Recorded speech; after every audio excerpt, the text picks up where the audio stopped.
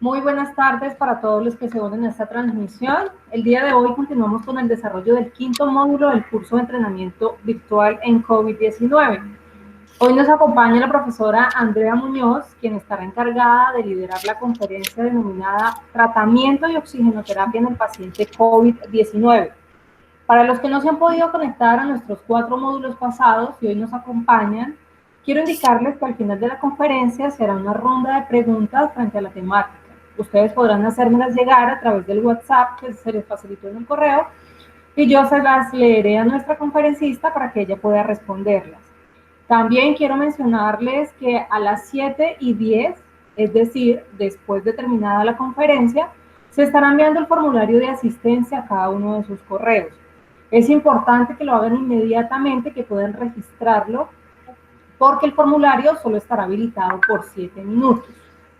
Así las cosas, damos inicio a nuestro módulo. Le cedo la palabra a nuestra docente. Profe Andrea, buenas tardes.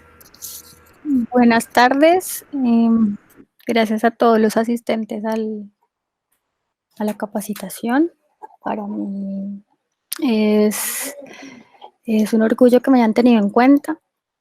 Como comentaba, sí, soy profesora de la Universidad Surcolombiana y la idea con estos módulos es que uno, pues, respondan todas sus preguntas, salgan de todas sus dudas y asegurar que, uno, los pacientes los tratemos bien y dos, que no nos contaminemos.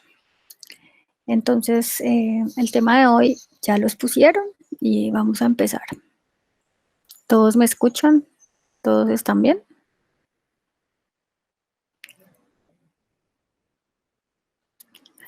Durante la charla se va a hacer una dinámica secuencial de módulos para tener un contenido claro y saber que vamos a ver paso a paso. Básicamente van a ser 5 escalones, el cual primero nos vamos a quedar con una definición, el segundo rápidamente vamos a ver la fisiopatología de la enfermedad. Pues cabe aclarar que en los diferentes módulos ya las vieron, pero para contextualizar la charla pues vamos a darle un repaso y pues vamos a aquellos que no pudieron estar en las charlas anteriores a aterrizar esta información. La tercera es el compromiso que tiene este virus en el huésped. El cuarto es el tratamiento, que es lo que venimos a hablar hoy, y unas pequeñas conclusiones. Iniciamos con definición. Realmente la definición del virus, la definición del coronavirus está dada por el patógeno que lo produce, que es un coronavirus, y el 2019 pues es la fecha que se encuentra. Es un virus que es pequeño, de 120 a 160 nanómetros, pero lo más importante de este virus es que tiene una envoltura lipofílica que permite que tenga unas características importantes para que pues entre a las células del huésped. Otra cosa que quería que tuvieran claras es que ustedes se preguntan por qué se dice COVID-SARS-CoV-2.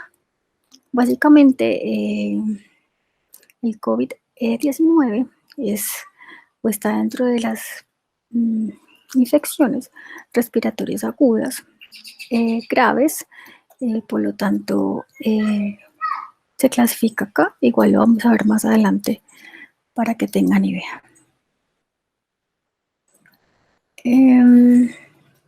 Existen varias clasificaciones que agrupan los virus, ¿sí? Acá yo les coloqué 2 gráficas. La primera, como la pueden observar, está evidenciando la clasificación del Baltimore, que básicamente nos clasifica los virus de 1 a 7, dependiendo de las características del virus. Lo importante de esta clasificación es El virus se encuentra en la clasificación 4, que es un virus RNA.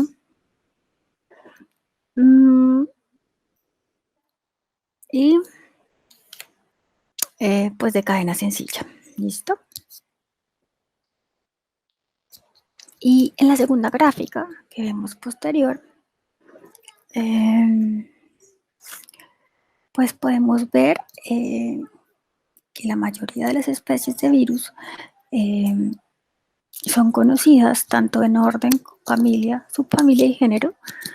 Y esta que estamos viendo básicamente también nos lo clasifican, nos permite, según las características de esa envoltura, clasificarlos como alfa, beta o gamma, para tener en cuenta el tipo de consecuencias o de cosas que da la enfermedad. Y continuamos con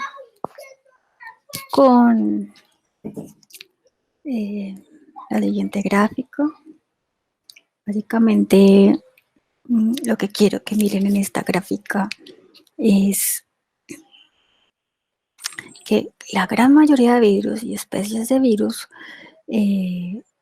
tienen o están o son infecciosas a nivel de los animales.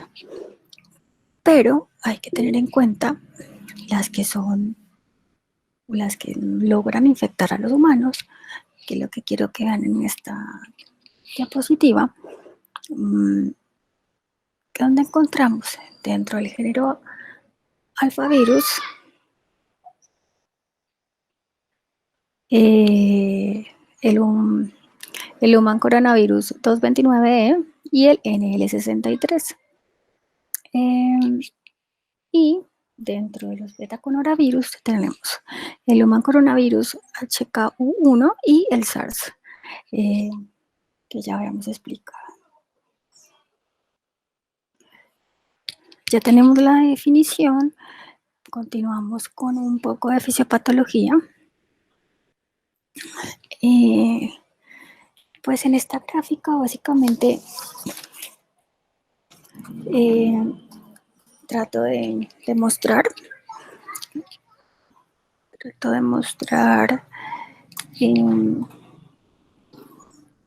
trato que vean cómo entra el virus al huésped.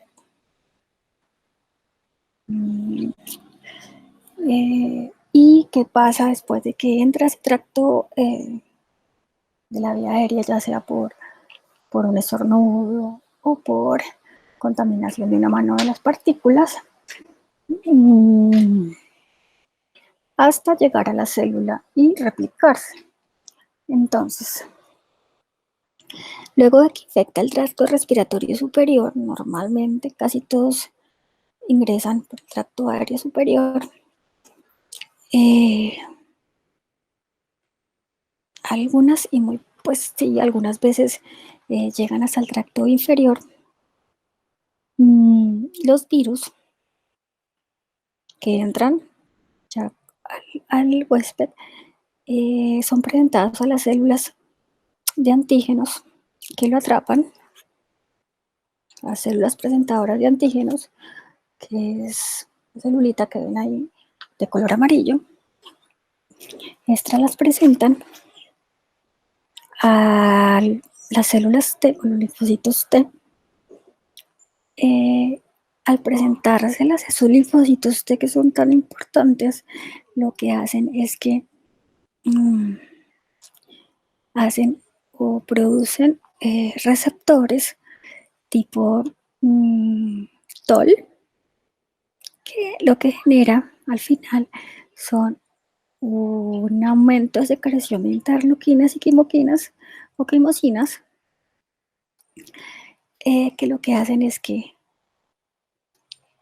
migren y haya una avalancha de células inflamatorias, proinflamatorias,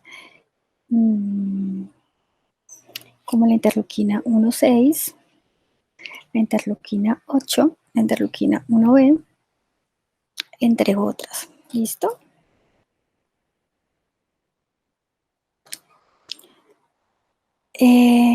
Otra cosa que se evidencia en algunos estudios es que tanto mayor sea la producción o, o de esas enzimas proinflamatorias, pues básicamente mayor va a ser la severidad de la enfermedad. ¿Listo?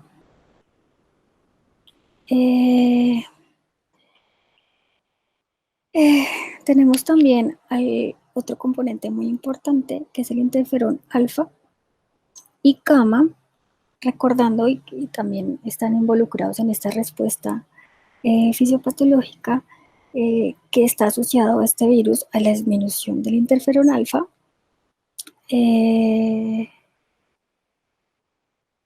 al interferón gamma y un aumento del alfa que sumado a esa respuesta inicial al trauma, ese aumento de corticoides lleva a la apoptosis de los linfocitos T y esto a su vez crea o origina en lo que vemos en nuestro día a día, es disminución de los linfocitos que podría explicar la trombocitopenia y la linfopenia que puede ocurrir bastante frecuente.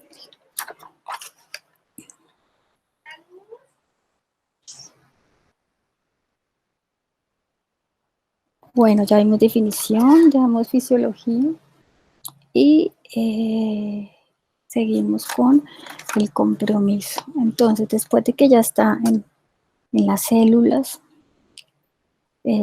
comienza la replicación del virus. Y comienza, bueno, están las celulitas y comienza la replicación. Hay un aumento en esa producción de moco, como vemos en la figura del lado izquierdo, en la gráfica del lado izquierdo, que a nivel pulmonar y de los alveolos hace que colapsen los alveolos, comience la formación y la producción de membranas hialinas, generen más respuesta inflamatoria de las células inmunes y así esos líquidos y esa respuesta inflamatoria generan una neumonía como tal.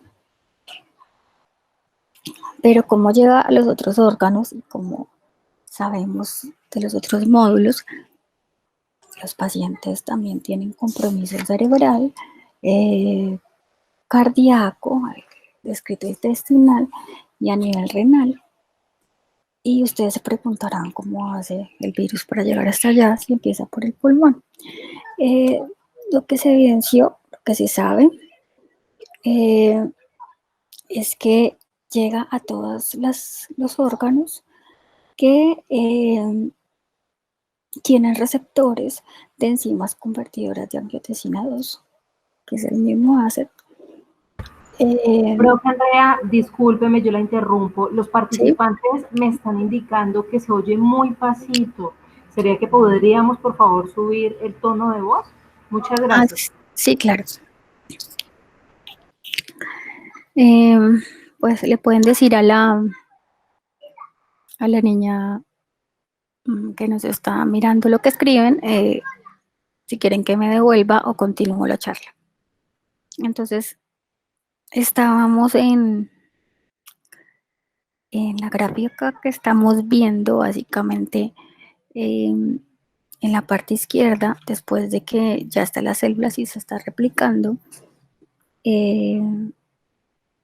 aumenta la producción de moco que colapsa los alveolos, hay una formación de la membrana hialina, aumentan los infiltrados, mayor células inflamatorias, que así, y esto va a predisponer pues que haya la neumonía como tal. Entonces, en la gráfica izquierda lo que se evidencia es que, o lo que ustedes pueden pensar o preguntarse es cómo hacen, si está en la vía aérea superior, cómo llega a los otros órganos. Entonces, básicamente llega a los otros órganos o llega a los órganos que tienen el receptor de angiotensina o la enzima convertidora de angiotensina 2, que es el mismo base que sale ahí. Y todos estos órganos que también generan compromiso, pues tienen este receptor. Por ende, el virus se puede unir al receptor y pues hacer su daño.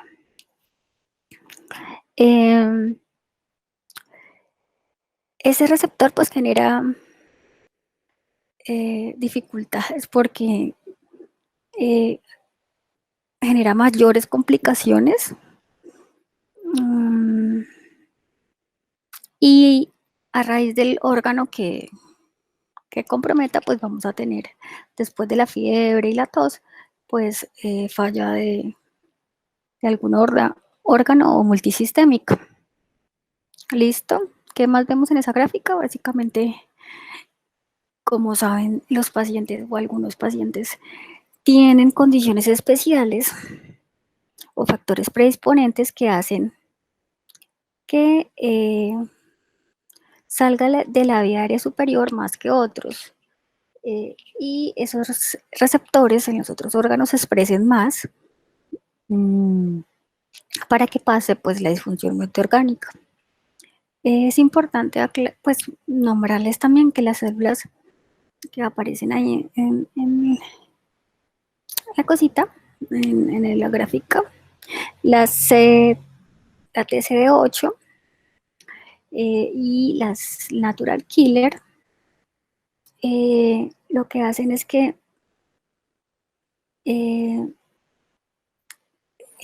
dentro de las células epiteliales de cualquier epitelio son citotóxicas, ¿sí?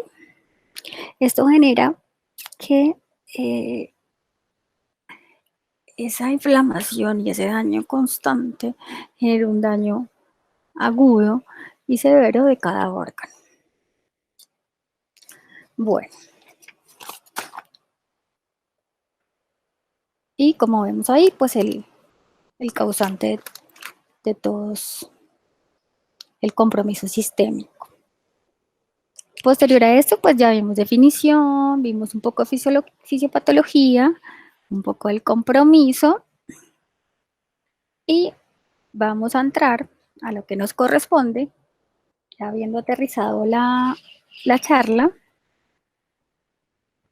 al tratamiento, que tenemos tanta información y tantas dudas. El tratamiento lo dividí en dos partes o vamos a hablar de dos cosas. La idea es tener claridad en qué poner, por qué ponerlo y poder nosotros como profesionales responder muchas preguntas a familiares, pacientes, de qué se debe y no se debe hacer. Entonces, como les decía, lo primero que vamos a hablar son los medicamentos o el manejo farmacológico y entramos con algo muy conocido, que se ha hablado muchísimo de este medicamento o de todos estos medicamentos, como es la cloroquina, la hidroxicloroquina. También vamos a hablar de los famosos corticoides, se va a hablar de los antivirales, posteriormente vamos a hablar de los suelos de pacientes convalecientes y la tromboprofilaxis y anticoagulantes en el paciente. Cuando ustedes buscan información acerca de qué usar en esa infección de COVID-19, realmente lo que ha pasado es que se ha usado las experiencias de pandemias anteriores con muchos estudios y evidencia anterior para extrapolar los manejos de este COVID, como les explicaba, porque es de la misma familia del SARS. Ya teníamos un SARS-1, Ya teníamos unas enfermedades previas, pero la evidencia que tenemos, y ahí les dejo algunos artículos que pueden revisar, con respecto a la profilaxis y al manejo, primero de los antimaláricos, nos recomienda el uso de estos para el manejo del paciente con COVID-19. ¿Y por qué les digo esto? Los antimaláricos, se preguntarán, pues, ¿qué es lo que hacen? Realmente no es muy bien identificado qué es lo que hacen, pero se cree que tienen un efecto, pues, antiinflamatorio y además tienen un efecto antiviral, al parecer porque modifica el pH de los endosomas, ya que los antimaláricos son son unas bases débiles, y fuera de eso limitan el transporte del virus en la célula, y esto permite que disminuya la autofagia y así pues disminuya la replicación del virus. Además, los antimaláricos interfieren en la glicosilación de los receptores que ya habíamos visto, enzimas convertidores de angiotensina 2, inhibiendo pues la unión y pues no dejando que el virus entre a la célula, como ya lo hemos visto en la fisiopatología. Aquí es importante porque nosotros en Colombia tenemos, después de tanta información, tenemos un consenso colombiano de infectología que salió hace poco respecto al manejo que debemos dar o las recomendaciones, porque realmente pues nada está escrito en esta pandemia. Y lo que ustedes se preguntarán es, bueno, ¿la doy o no la doy? ¿Qué dice este consenso colombiano? Básicamente sí, la recomienda. La recomendación es fuerte. Sin embargo, les reitero, y ellos también son muy claros en decir que estas recomendaciones se pueden modificar día a día porque pues cada día estamos aprendiendo de esta infección. Entonces, la idea es darla. Pacientes con COVID-19, los estudios mostraron también que entre más temprano se dé mejor, y se da 400 miligramos cada 12 horas el primer día y se continúa 200 miligramos cada 12 horas la hidroxicloroquina. Ustedes preguntarán, ¿por qué cambio? ¿Por qué no cloroquina? Resulta que la cloroquina tiene más efectos secundarios que la hidroxicloroquina, entonces, y además la disponibilidad de la cloroquina es mucho más baja que la hidroxicloroquina, que actualmente en Colombia ya no encontramos ninguna de las dos. Entonces, quise poner esto que es muy importante porque se ha debatido mucho y creo que muchos de nosotros y los médicos nos preguntamos a diario qué pasa con esa gente que llega con compromiso por la toma de cloroquina o hidroxicloroquina sumado a otros medicamentos. Dentro de los efectos secundarios de los antimalarios o de la cloroquina, ustedes tienen que tener en cuenta que esta es muy similar o tiene un efecto similar a la quinidina, que si recuerdan, esta tiene un efecto de bloquear los canales de sodio y al bloquearlo lo que hace es que prolonga el QRS y el QT corregido, ¿sí? Ese es uno.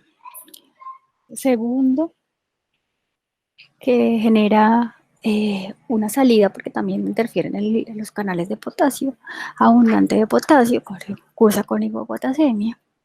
adicional en la célula miocárdica, disminuye el notropismo por todos esos cambios, aumenta el riesgo de arritmia porque ese potencial de acción lo modifica, cursando con posibles taquicardias ventriculares o torsión de puntos.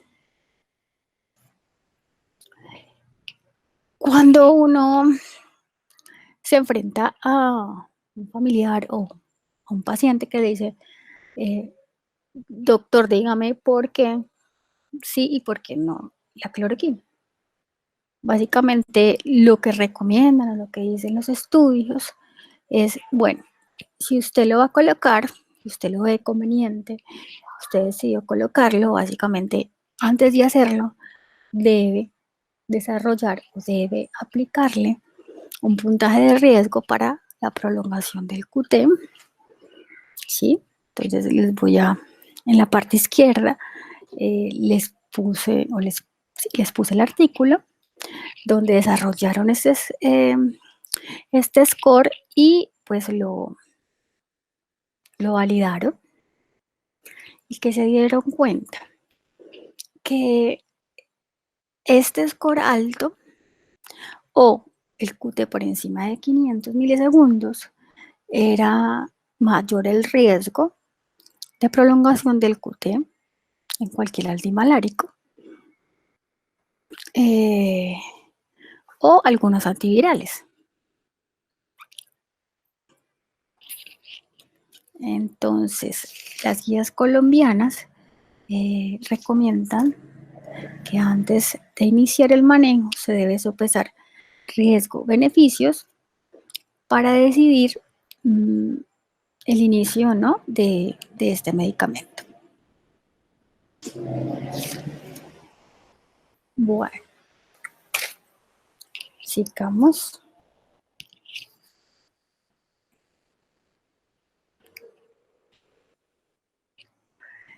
Bueno, acá les puedo decir otra cosita.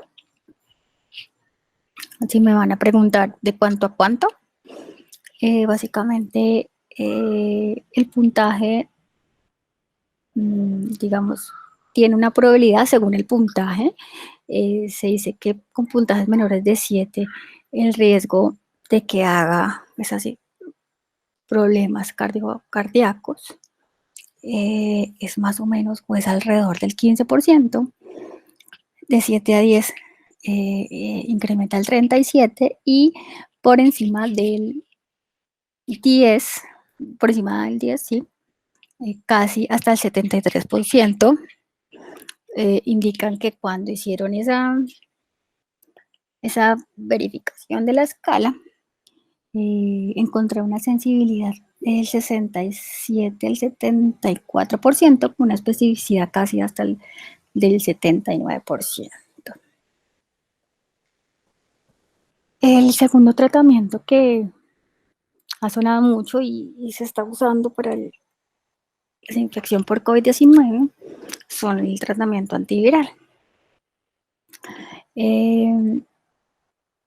Los nombres más sonados, digámoslo así, o los que pueden ustedes estar aplicando de pronto en su institución,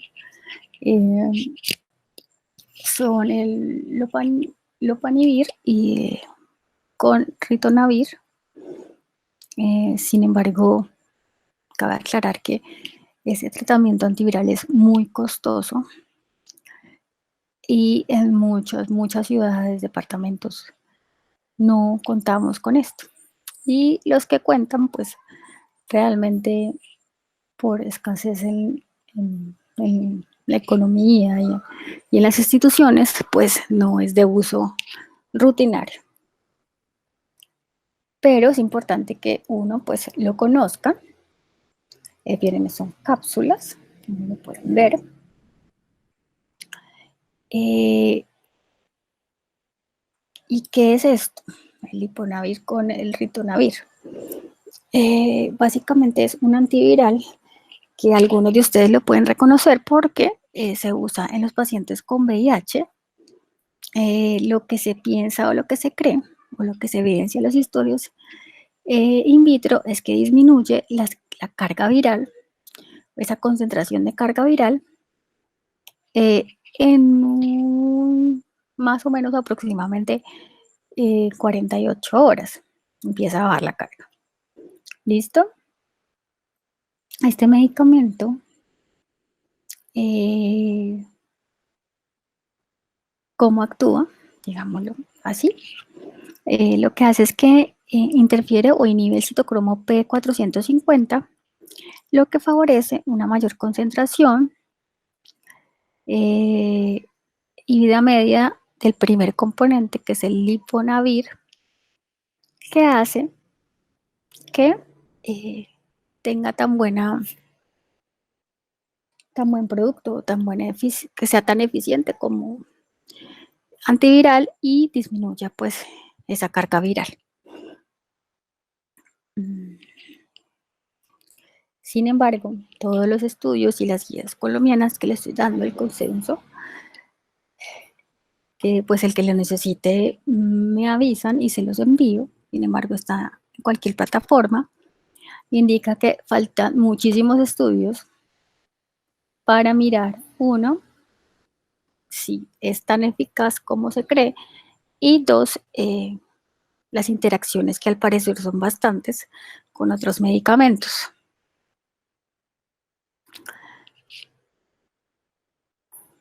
Y bueno, sigamos con este, que básicamente se los pongo porque para que lo conozcan, pero desafortunadamente no lo tenemos en Colombia. Este antiviral, básicamente solo es para que sepan que es un análogo de un nucleótido de adenosina, y también se le atribuye un gran espectro antiviral para SARS-CoV y MERS-CoV. ¿Listo? En los estudios de estos antivirales trataron de ver, o digamos que hay un estudio que es el de Wang, que sale autorizado. Lo que hacen es que le ponen a un grupo control, le ponen la terapia estándar y otros les ponen este antiviral, y buscaron, digamos, la primera, o lo que buscaban es mirar quién tenía una mejoría clínica más temprana, pero realmente no hubieron significativamente cambios o diferencias. Lo que hicieron fue que el análisis de intención a tratar modificado del estudio resultó en una mejoría de solo un día en comparación del grupo control de los pacientes.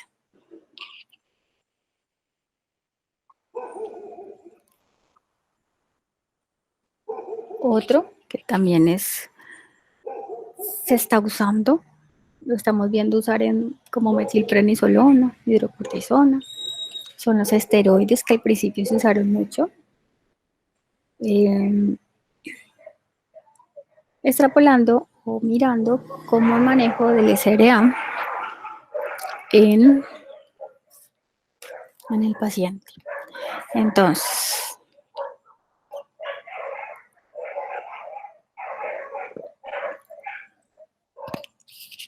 ¿me oyen? Es que estoy en una finca. Entonces, con respecto a los corticoides, el COVID-19, podemos decir que no hay estudios en COVID-19, que lo que se hizo fue traer esos estudios o extrapolar o mirar los estudios que ya se habían hecho en el anterior SARS-CoV a esta infección actual, y lo que se dieron cuenta es que no era eficiente para el manejo, y que lo que hacía, digámoslo así, era que tenía más efectos secundarios por todas esas características que tenía ese grupo, el grupo como tal del fármaco, más que pues la ayuda que pudieran dar. Entonces, nos vamos a a qué o qué recomienda el consenso, nos dice que no se debe, uno, no se demostró utilidad, y dos, pues aumenta la eliminación de partículas virales y otros efectos que ya les dije. Otro manejo, el antibiótico. Los antibióticos, quería empezar con este estudio que fue el boom apenas, digamos, lo supo las personas de esta combinación y fueron corriendo a comprarlos, y después vinieron las complicaciones de las arritmias y los pacientes con problemas cardíacos en urgencias. Este estudio que combina hidroxicloroquina con acitromicina en el tratamiento para el paciente con COVID, pues es un estudio que está abierto, que no es aleatorizado. Se tienen 36 pacientes. Lo primero que hicieron es que se ponen unos pacientes con hidroxicloroquina y otros pacientes con el manejo estándar, la terapia estándar. Se les dio 600 miligramos de hidroxicloroquina por 10 días. Cuando terminaron, el médico decidió o cogió a alguno de esos pacientes que les había dado hidroxicloroquina y a su juicio les puso acitromicina como medio de prevención a que progresaran a infecciones o a coinfecciones o algún tipo de otra infección. Pero ¿qué dice este estudio? ¿O qué mostró? El estudio mostró que al adicionar la acitromicina, 100% de los pacientes tenían una cura virológica, o sea, no se encontraban carga viral en comparación con ese grupo que no se les dio acitromicina, casi por un 56%.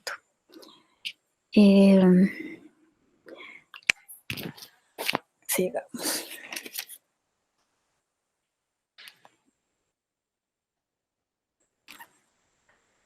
Esto es lo que le nombraba.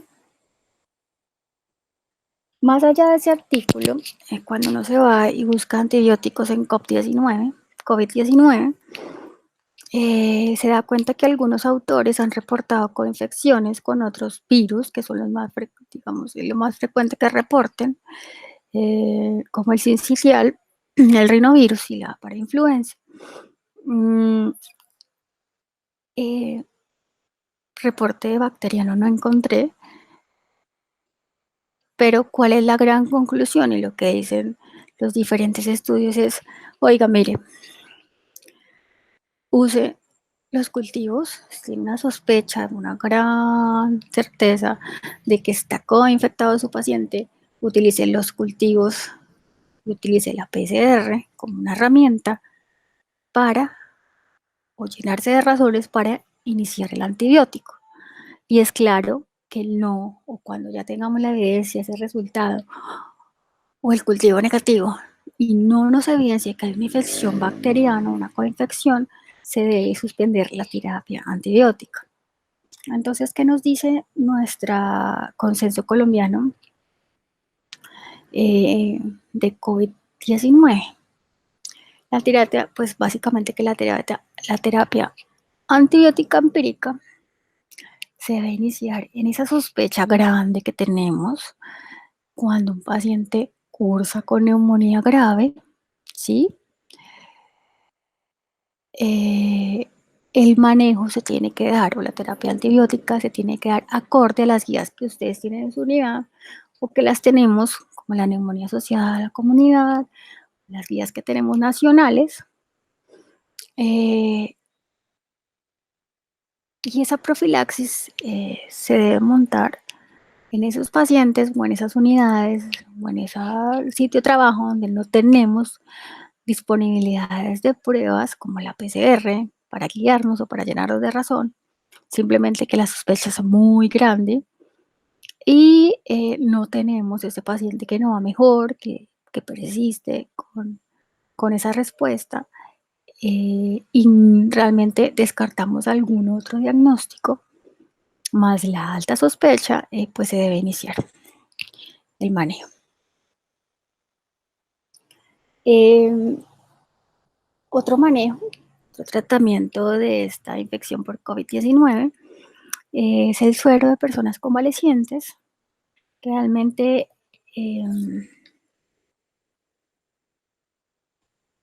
estos son los artículos que, pues, que encontré, aunque hay muchísimos más.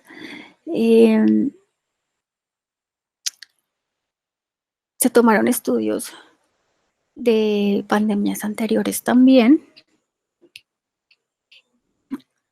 Y lo que se trata de hacer con estos sueros, ¿sí? Es como pues, es una terapia inmunológica pasiva, porque lo que asumimos cuando ponemos este suero, es un suero que va a estar rico en anticuerpos específicos para la infección viral.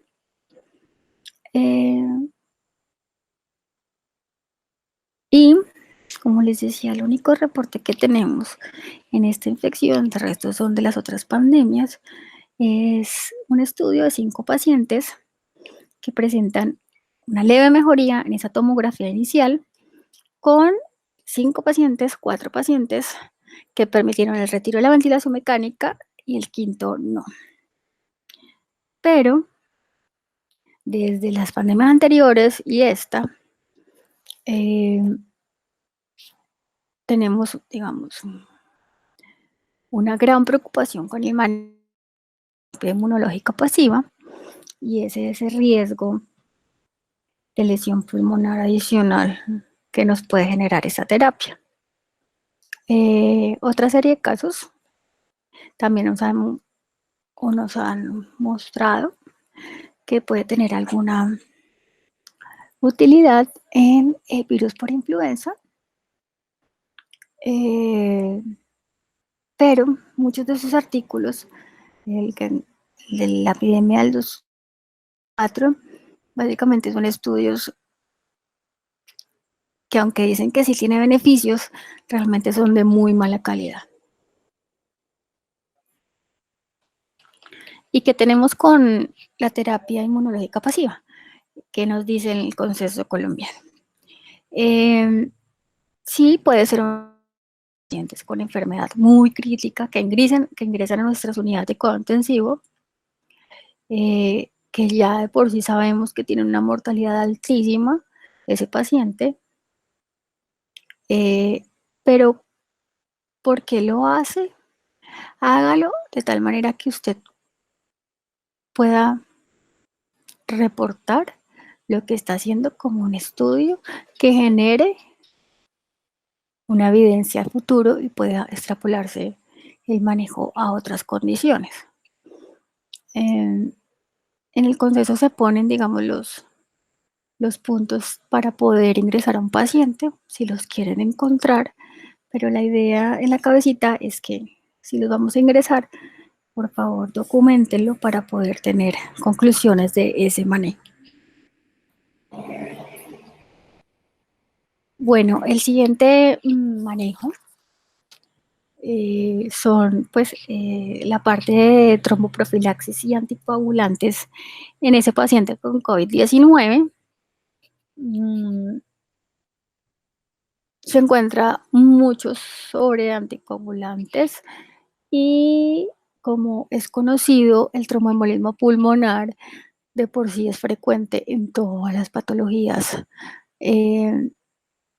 graves, por el compromiso que se da y por toda esa cascada inflamatoria y esa carga trombótica que genera.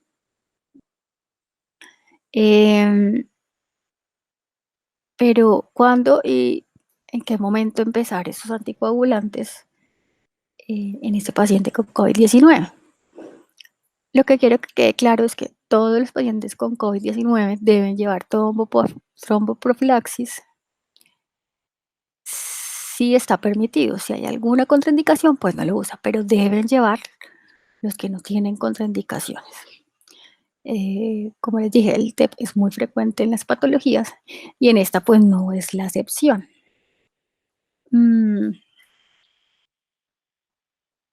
Con respecto a la tromboprofilaxis, hay varios artículos en COVID-19.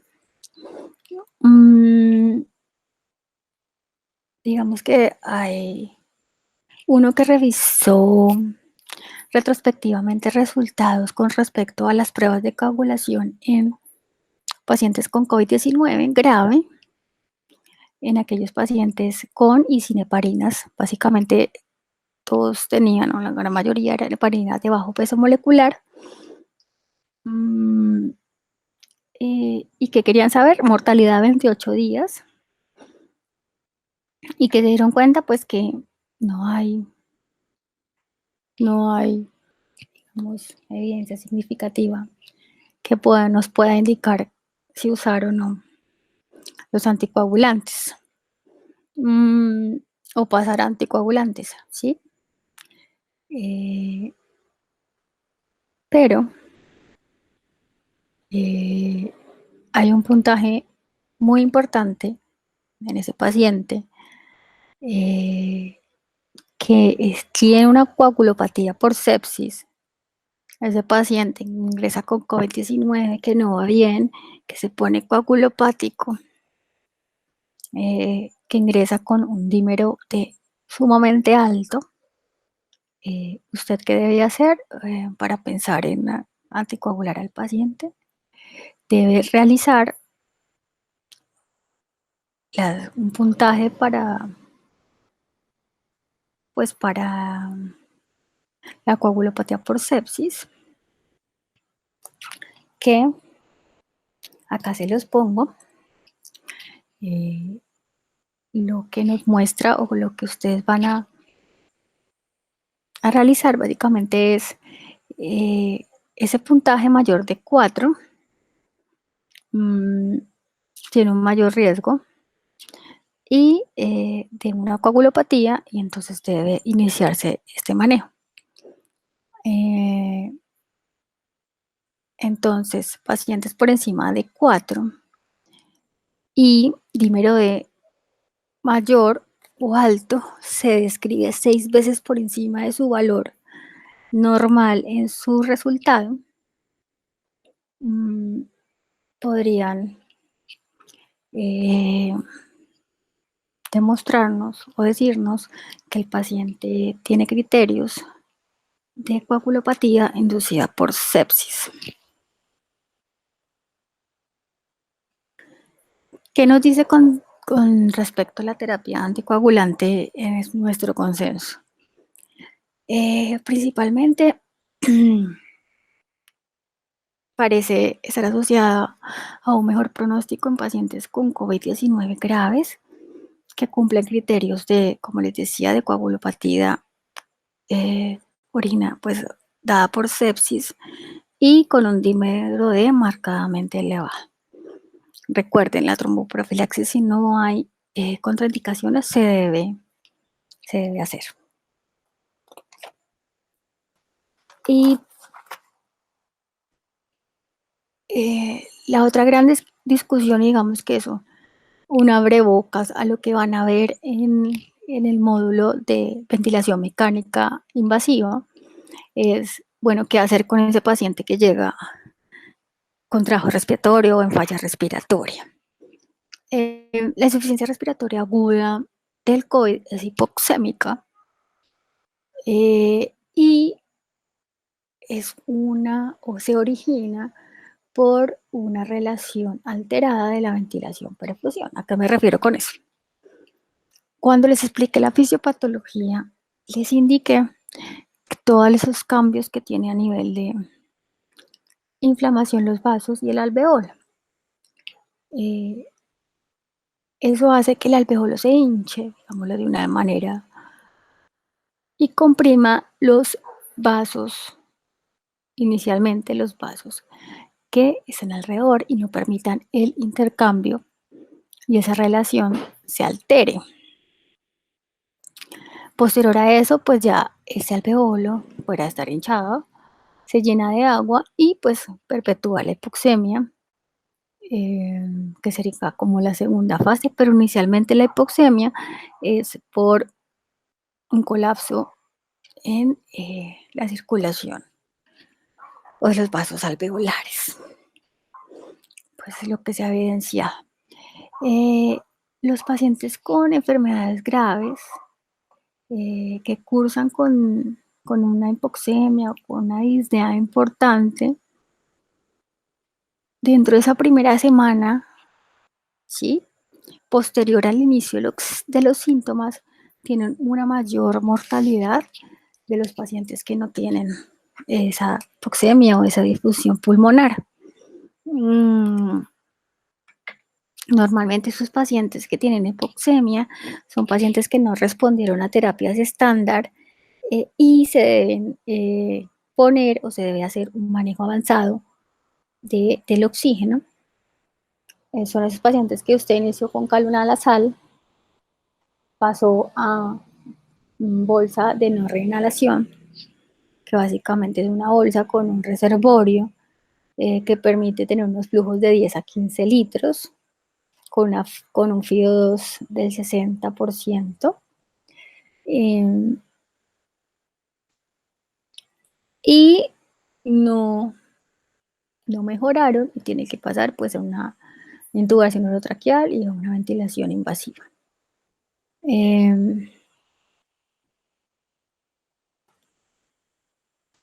Recordar que con respecto a quienes necesitan ventilación mecánica, se han visto relacionados que pacientes que requieran FIO2 altos, paciente con neutrofilia marcada, mayores de 65 años, con alguna difusión de órganos, con SID, están propensos a pues, requerir ventilación invasiva.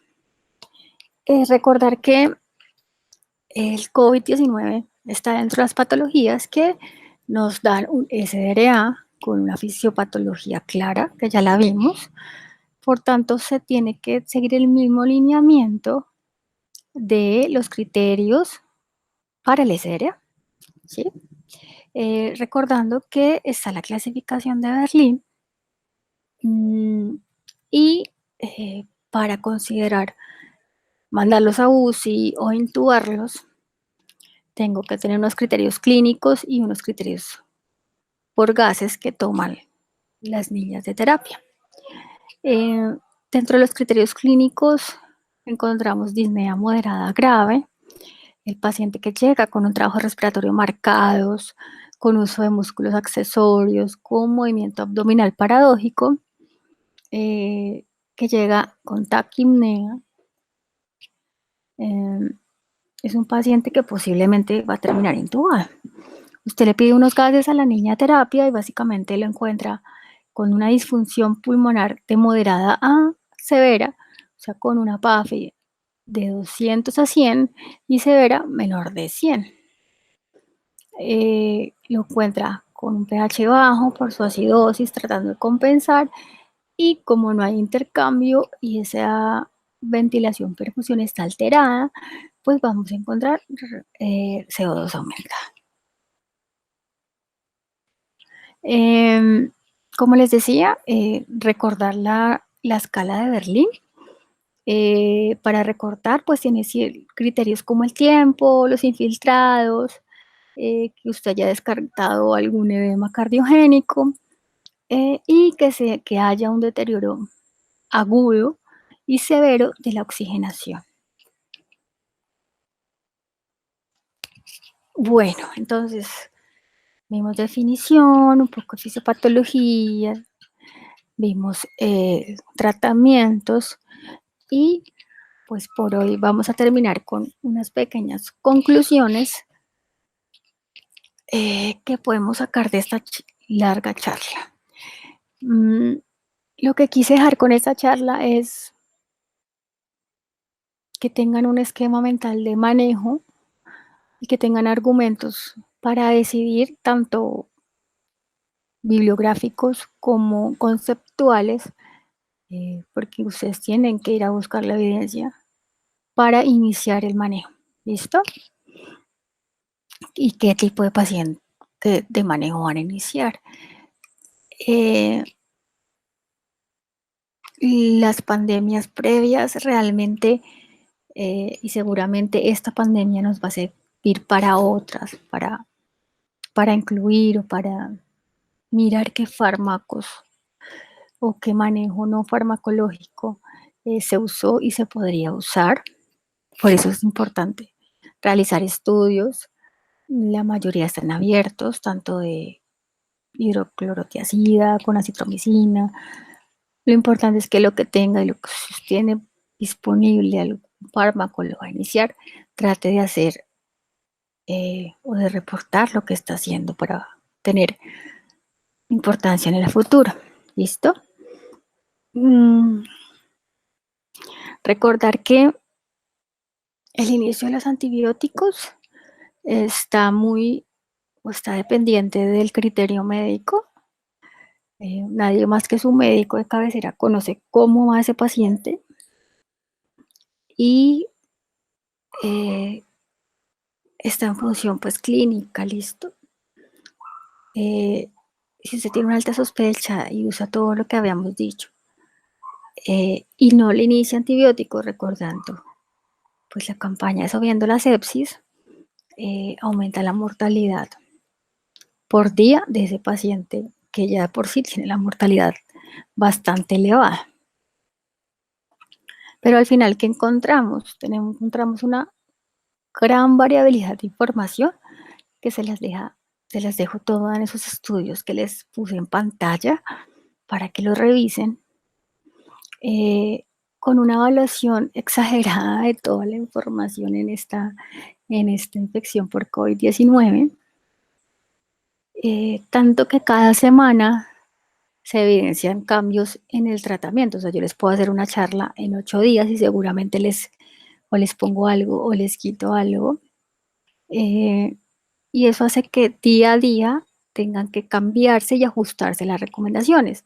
En este momento tenemos las recomendaciones del Consejo Colombiano de Infectología, que lo que hizo fue reunir el material escrito, reunir paneles de expertos y responder una serie de preguntas para que usted decida cuál va a ser su manejo.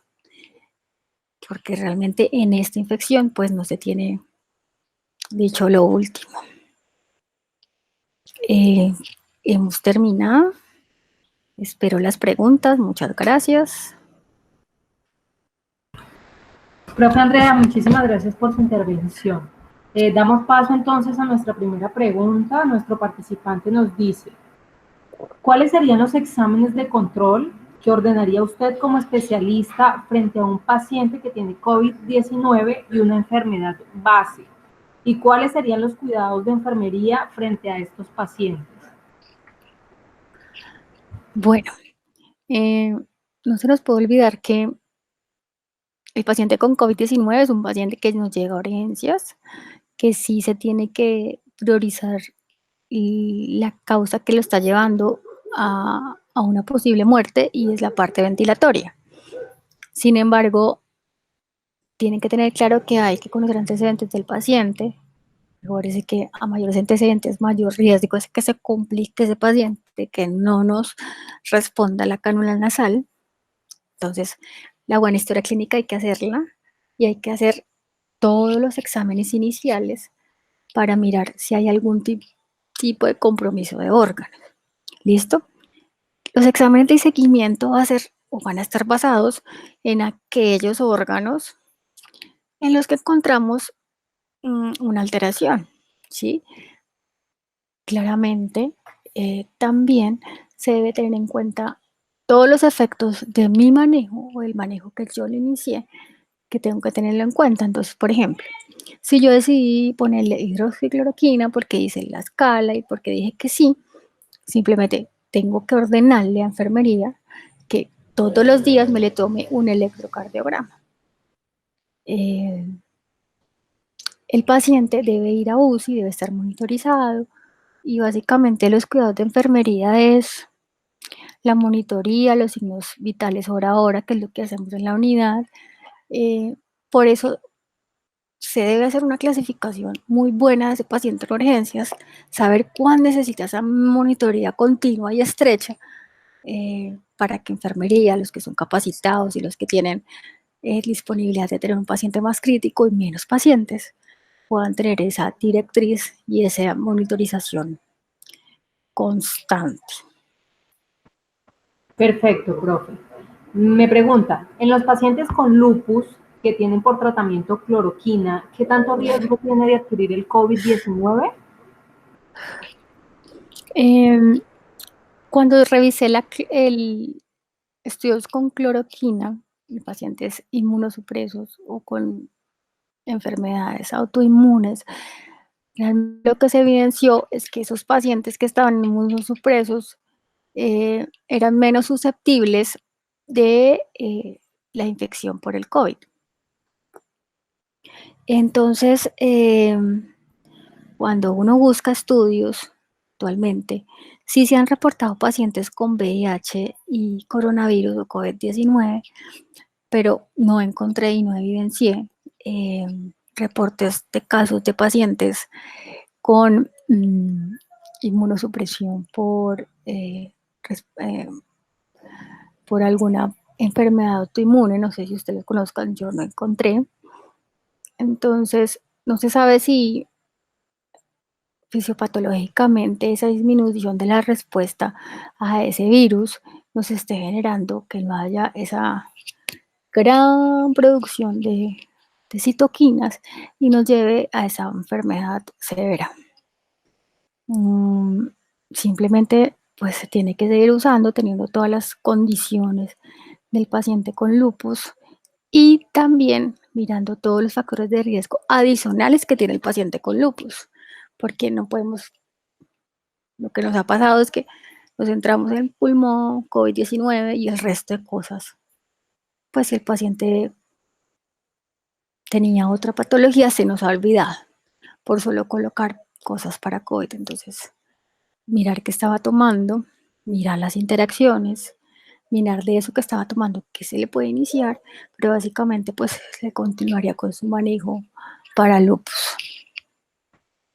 Perfecto. Nos preguntan también, ¿qué evidencia existe sobre el uso de tocilizumab, interferón, favipiravir e ivermectina? Sí se encuentra evidencia, se encuentra muy similar a las terapias inmunológicas pasivas, con menos efectos secundarios con respecto a esa lesión pulmonar por aumento de esa inflamación que origina el plasma. Los estudios son escasos, digámoslo así. Pero, ¿qué puedo concluir yo de la evidencia? Es que no, ni la ivermectina ni los otros manejos tienen evidencia como para que yo pueda iniciar. Realmente no, la evidencia no es fuerte para el inicio de estos medicamentos. Perfecto, profe, por cuestiones de tiempo todavía nos quedan muchas preguntas por responder. Vamos a darle paso a las últimas dos y ya cerramos con nuestra conferencia. Nos pregunta, ¿en qué momento podemos utilizar el tocilizumab? Al igual, ¿en qué momento administramos corticoides 4? El tocilizumab, ¿qué se ha visto en los estudios o en el manejo con este tipo de terapias? Es que entre más temprano se inicien, mejor es la respuesta, ¿sí? O sea, antes del día 6 uno debería estar iniciando ese tipo de manejo, cualquier terapia, digámoslo así, y más estas terapias. Entonces, antes del día 6 sería la respuesta, y entre más rápido mejor. Y pues ya dijimos que los esteroides pues no están recomendados por todos esos efectos secundarios que originan. Y si tenemos una respuesta inflamatoria con aumento de corticosteroides, de esa respuesta de cortisol, y le adicionamos esteroides, pues va a ser peor la respuesta y nuestra respuesta inicial.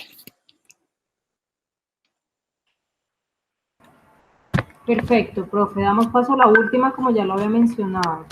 ¿Es recomendado algún manejo médico en pacientes que están positivos para COVID asintomáticos y algunos sintomáticos, manejo en casa, y qué manejo se daría con el objetivo de mejorar la clínica y evitar complicaciones? Se pueden remitir a la guía, al Consenso Colombiano de Infectología. Ahí son muy enfáticos y me imagino que ya lo vieron en los otros módulos, el tipo de la clasificación, pacientes asintomáticos, con sospecha, probables. Básicamente, la única indicación de iniciar manejos son pacientes que tengan síntomas, el resto no se manejan, simplemente se realiza un aislamiento preventivo y se toma el estudio de su entorno. Entonces, realmente asintomáticos no se trata. ¿Y cuál es la otra pregunta? Perdón, que se me olvidó. Regálame un segundo. ¿Y qué manejo se daría con el objetivo de mejorar la clínica y evitar complicaciones? El paciente que está sintomático, tienes que ver la condición de que llega el paciente y todas estas indicaciones de tratamiento que les di, con la evidencia que les di. ¿Listo? Entonces, acordarse que el paciente es integral, que no solo es COVID-19. 2, que su mayor problema, el paciente con COVID-19, es la hipoxemia y ese alto riesgo de está asociado a un síndrome de respuesta inflamatoria aguda, que ya tiene un daño de por sí pulmonar. Entonces, digamos, lo prioritario en esos pacientes es el manejo de la parte respiratoria. Entonces, lo inicial es mirar cómo está nuestro paciente, tratar de que sature bien. Si yo estoy hipoxémico, voy a propiciar que tenga un daño en otros órganos por falta de oxígeno. Ustedes saben que las células viven de oxígeno. Entonces, lo que tratamos es de estabilizar lo que tenemos mal para disminuir esa progresión a otros órganos o complicaciones mayores. Listo, profe, muchísimas gracias. En realidad hoy nos quedan muchísimas preguntas por responder, diría que más de 10, pero por cuestiones de tiempo no podemos realizarlas.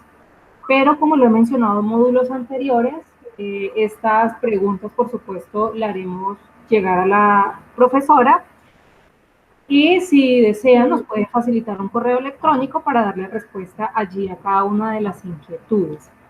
Entonces, así las cosas, damos cierre a nuestra conferencia. Agradecemos a todos los participantes que nos acompañaron el día de hoy, también a nuestra conferencista y, por supuesto, a Cristian Gómez, quien nos soporta la conexión. Les recuerdo que mañana nos vemos nuevamente a las 6 de la tarde con el módulo Maniobras de Intubación. Muchas gracias para todos. Recuerden que en pocos minutos la encuesta se cierra, el registro de asistencia, para que estén muy pendientes y que tengan una feliz noche.